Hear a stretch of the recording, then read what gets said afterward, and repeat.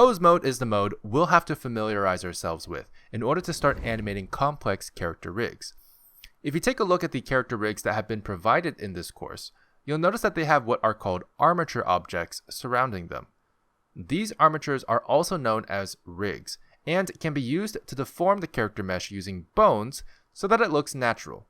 For example, transforming or rotating an object as a whole will not allow you to bend elbows or knees, but using the rig allows the character to start deforming in a way that feels like a character with joints. To learn more about pose mode, I'm going to go into our actual character files. You're free to follow along. You may notice at first, when trying to select the individual joints in the armature, Blender doesn't let you. This is because we're in object mode, which only allows you to select objects as a whole. In order to move the bones, we have to use pose mode. This can be done by simply selecting our armature object in object mode, and then selecting pose mode from the drop-down menu at the top left of the viewport. Hotkey users can also use Ctrl-Tab. This will change the color of our armature to begin representing the individual colors of each bone. Typically bones will be blue by default, but some rigs have custom colors to make it easier for the animators to identify.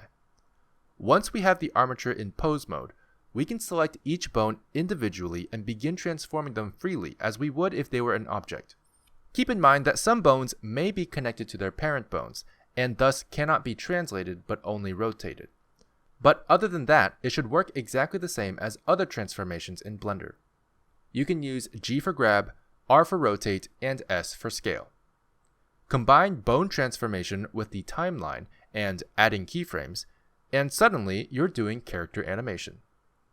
Now, for veteran animators, you may be wondering if there is onion skinning for 3D animation in Blender, and at the time of recording this, it is not available natively in Blender.